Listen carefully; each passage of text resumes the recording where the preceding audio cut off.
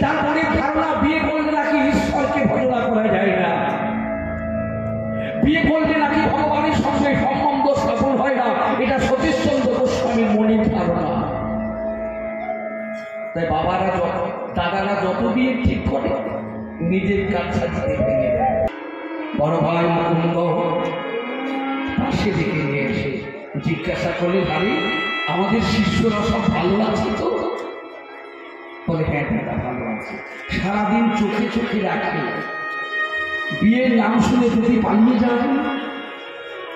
রাতের বেলায় বড় ভাই মুকুন্দ কাছে নিয়ে শুয়ে আছে, হঠাৎ স্বপ্ন দেখছেন, ও ছেলে পিলের বাপ হয়ে বৈরাগ্য সাধন করা চলে গো, বিয়ে করে ফেলো। বৈরাগ্য মানে ঈশ্বর অনুসেবন, বৈরাগ্য মানে প্রতীক্ষা নয়, কামনা বাসনার ত্যাগ। স্বপ্ন দেখে স্বপ্নে হাসতে হাসতে সেই পাবনার পড়ুয়াটি একবার কাছে এসে তাকে বলে গেল, 59 সাল বেলা 11টার সময় পদর্পণ করলেন হরিপুরের মাটিতে। বেশ কয়েকজন ভক্তকে নিয়ে, 50 জন ভক্তকে নিয়ে মহুয়াতলায় ঠাকুর আমাদের পদর্পণ করলেন। দেখো দেখো দেখো দেখো, আজ হরিপুরের মাটি,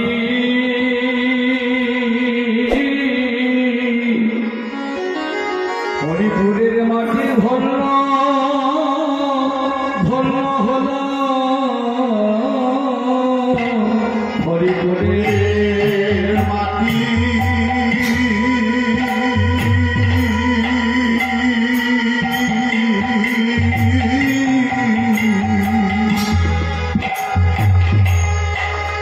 মাটি ধন্য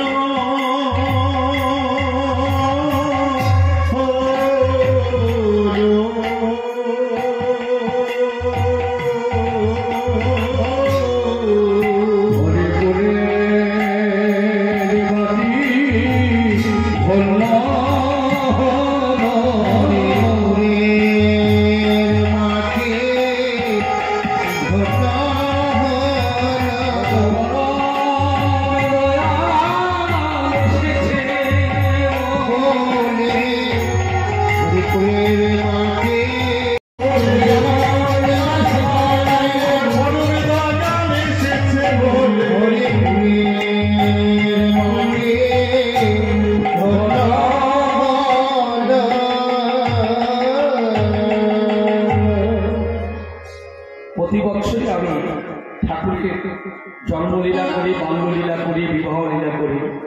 আজকে একটু অন্য স্বাভাবিক লীলা কীর্তন আস্বাদন করব। লীলা বর্ণনার বিষয়বস্তু শ্রী শ্রী ঠাকুরের মহাভাব সমাধি লীলা। স্বয়ং মহাদেব যিনি নাকি কলিযুগে গৌর হরি যখন এসেছিলেন, অদ্বৈত আচার্য রূপে এসেছিলেন। কলিযুগের এই শুভ লগ্নে যখন ঠাকুর এলেন, তখন অদ্বৈত আচার্যের সাক্ষাৎ বংশধর সতীশচন্দ্র গোস্বামী তিনি ঠাকুরকে দর্শন করার জন্য, যিনি অদ্বৈত আচার্য, যিনি দেবাদিদেব মহাদেব,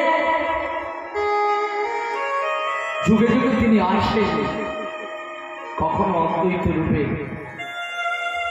কখনো শ্যামানন্দ রূপে, আর কখনো বা সতীশচন্দ্র গোস্বামী রূপে। তাই আজকে আস্বাদন করব। ধৈর্য ধরে বসবে, লীলা কীর্তন কিন্তু বড় ধরনের। আপনারা যারা দাঁড়িয়ে আছেন তারা একটু বসবেন। কত সুন্দর একটা প্যান্ডেলের ব্যবস্থা করেছে মাননীয় দাদা। আপনারা যারা দাঁড়িয়ে আছেন একটু বসুন না, ভালো না যতক্ষণ থাকবেন ঠাকুর প্রণাম করে বাড়ি চলে যাবেন, ভালো না লাগবে। যতক্ষণ আছেন এখানে কোনো এই নেই যে এতক্ষণ শুনতে হবে এমন কোনো কথা না, যতক্ষণ ভালো লাগে শুনবেন। তো বসুন একটু। তাই সেই অদ্ভুত আচার্য সাক্ষাৎ বংশধর সতীশ্বর গোস্বামী অদ্বৈতের বংশধর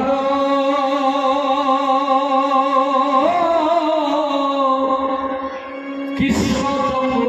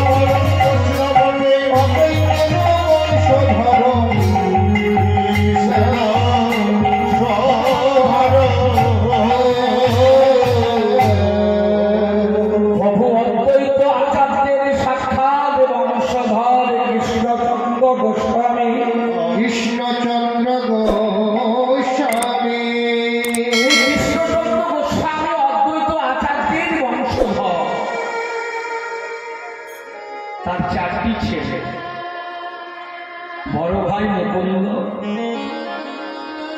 মেজ ভাই প্যারিলাল আর ছোট দুইজন রসিকচন্দ্র এবং সতীশচন্দ্র। এরা একটু ভিন্ন প্রকৃতির মানুষ। বড় ভাই সংসারের কর্তা মুকুন্দ আর মেজ ভাই প্যারিলাল পাবনার জেলা স্কুলের মাস্টার মশাই। সতীশচন্দ্র এবং রসিকচন্দ্র একটি অন্য প্রকৃতি। সতীশচন্দ্র গোস্বামী ইংরাজি স্কুলে ভর্তি হল। বাবা বড় পণ্ডিত ছিলেন কৃষ্ণচন্দ্র গোস্বামী, তাই ইংরাজি স্কুলে প্রথমে ভর্তি করা হয়েছিল সতীশচন্দ্রকে। আর ইংরাজি স্কুলে পড়াশোনা করতেন ঠাকুরের অন্যতম ভক্ত কিশোরী মোহন। সতীশের সঙ্গে কিশোরী মৌলিক ক্লাসে দু ক্লাস উঁচু নিচু, কিন্তু বন্ধুত্ব কোনো তাদের বন্ধুত্ব থেকে তাদের কোনো দূরত্ব ছিল না, যেন কাছাকাছি। আর সহপাঠী ছিল গিরির লাহিড়ী। এই গিরির লাহিড়ী সহপাঠী ছিলেন, কিন্তু সতীশচন্দ্র গোস্বামীর বেশি দিন ইংরাজি স্কুলে পড়া হলো না। কৃষ্ণচন্দ্র গোস্বামী বাবা মারা গেল। বড় ভাই মুকুন্দ বলল, সতীশ আর ইংরাজি শিখে লাভ নেই, বাবার বিদ্যাটা একবার শিখ না। তাই পাবনা শহরে টোলে ভর্তি হলেন সতীশচন্দ্র গোস্বামী। আর এই টোলে পড়তে এসেছে যুগের ঠাকুর, যুগপুরুষোত্তম পরম দয়াল পরম প্রেমময় শিশি ঠাকুর। সতীশচন্দ্র তাকিয়ে তাকিয়ে দেখে, কে উনি, কে? দেখে যেন তার স্নেহ শ্রদ্ধা জেগে উঠল। কি সৌন্দর্যের প্রতিভা, কি অপরূপ তার চেহারা। দেখে যেন তার স্নেহ শ্রদ্ধা জেগে উঠল। কিন্তু তা আর একদিন দেখেছি সে অভিনব দেখা, অনেক দেখার মধ্যে এক অভিনব সাক্ষাৎ। সতীশচন্দ্র গোস্বামী কোনোদিন বিয়ে করতে চাইছে না। দাদা মুকুন্দ প্যারিলাল বিয়ের ব্যবস্থা করে, কিন্তু সব বিয়ে নিজের কাছাকাছি ভেঙে যায়। তারপরে ধারণা বিয়ে করলে নাকি ঈশ্বরকে ভজনা করা যায় না, বিয়ে করলে নাকি ভগবানের সঙ্গে সম্বন্ধ সফল হয় না। এটা সতীশচন্দ্র গোস্বামীর মনের ধারণা। তাই দাদারা যত বিয়ে ঠিক করে নিজের কাছাকাছি ভেঙে দেয়। সতীশচন্দ্রের বাবা কৃষ্ণচন্দ্র গোস্বামী বড় কুলগুরু ছিল। তখনকার দিনে কুলগুরুর প্রতি মানুষের একটা প্রীতির সঞ্চার ভয় পেত। এই কুলগুরুরা আমার যেমন পরমদয়াল পরম প্রেমময় শ্রী ঠাকুরের বিষ্ণুপ্রীতি করা হয়, এই কুলগুরুরা ভক্তের বাড়িতে ইষ্টপ্রীতি নিজে গিয়ে নিয়ে আসে। সেটা চাল ডাল টাকা পয়সা কোনো অনুষ্ঠান হলে, অন্নপ্রাশন বিবাহ শ্রাদ্ধ বাড়িতে, তখন তারা ওই কুলগুরুরা শিষ্যের বাড়ি থেকে সেগুলো আদায় করে আনতে। তাই তো সেদিন পেরিলালের ছেলে অন্নপ্রাশন সতীশচন্দ্র গোস্বামী পাওনা আদায় করতে শিষ্যদের বাড়ি গেছে। কয়েকদিন পর বাড়ি উঠা দিবে দেখি অনেক কাঠের স্তূপ করা হয়েছে, ঘরটা লেপা পোছা আছে। তবে কি আমার মায়ের বয়স হয়েছিল? তবে কি আমার মা কত হল নাকি? মনটা সংস্কৃত হল। ঘর ঢুকতে মেলে বউ ঘরটা ভেঙে দিল। কি গো ঠাকুর, এমন করে কি দেখছো? কাল যে তোমার গায়ে হলু, তোমার বিয়ে। ঠাট্টা করছে না তো ঠাকুর? বড় ভাই মুকুন্দ পাশে ডেকে নিয়ে এসে জিজ্ঞাসা করলে, ভাবি আমাদের শিষ্যরা সব ভালো আছে তো? বলে, হ্যাঁ দাদা ভালো আছে। সারাদিন চোখে চোখে রাখে, বিয়ের নাম শুনে যদি পালিয়ে যায়। রাত্রির বেলায় বড় ভাই মুকুন্দ কাছে নিয়ে শুয়ে আছে। হঠাৎ স্বপ্ন দেখছেন, ওগো ছেলে পিলের বাপ হয়ে বৈরাগ্য সাধন করা চলে গো, বিয়ে করে ফেলো। বৈরাগ্য মানে ঈশ্বর অনুসেবন, বৈরাগ্য মানে প্রতীক্ষা নয়, কামনা বাসনার ত্যাগ। স্বপ্ন দেখে স্বপ্নে হাসতে হাসতে সেই পাবনার পড়ুয়াটি একবার কাছে এসে তাকে বলে গেল, বিয়ে করতে অমত করো না। বৈরাগ্যের চলতি বোধের ভিতর একটা কষা গাছ কষে দেখলেন কেমন হাসতে হাসতে। সতীশচন্দ্র গোস্বামী বিয়ে করতে আর অমত করলেন না। সতীশচন্দ্র গোস্বামী বিয়ে করে ফেললেন। দেখুন, যজনজাত নিষ্ঠপ্রীতি সংস্কৃতি সদাচার শিক্ষা দীক্ষা বিবাহ একটা মানব জীবনের তিনটি স্তম্ভ: দীক্ষা, শিক্ষা এবং বিবাহ।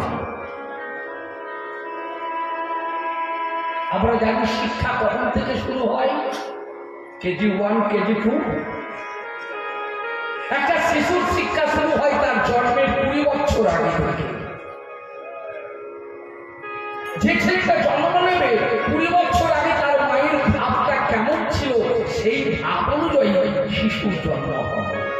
কাজে কাজে শিশুর জন্ম হয়, শিক্ষা শুরু হয় জন্মের 20 বছর আগে থেকে। শিক্ষা শব্দ এসেছে শিক্ষ ধাতু থেকে, যার শারীরিক অর্থ হলো শক্তি এবং সামর্থ্য। মুখে জানে ব্যবহারে নাই, সেই শিক্ষার মুখে ছাড়। বেহেলা, বীণা, হারমোনি বাজে ভালো, কিন্তু নিজে অনুভব করতে পারে না। ঠাকুর বললেন উপদেশ থেকে উদাহরণ হওয়ার বেশি ভালো। উদাহরণ হয়ে যদি হয় তাহলে সেটা বিশেষ বড় হয়। তাই মুখে জানে ব্যবহারে নাই, সেই শিক্ষার মুখে ছাড়। কিন্তু মায়েরা, তাই সতীশচন্দ্র গোস্বামী তার লীলার মধ্য দিয়ে যথাযথ নিষ্ঠপ্রীতি সংস্কারী সদাচারের কথা। সতীশচন্দ্র গোস্বামী কিন্তু বিয়ে করতে আর অমত করলেন না। এই জগতে যত কিছু সমস্যা এই বিবাহ নামক বস্তু থেকে।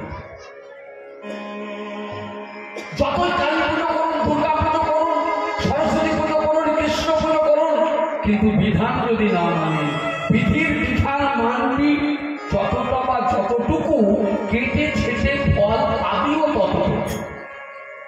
বিধির বিধান মানতে হবে।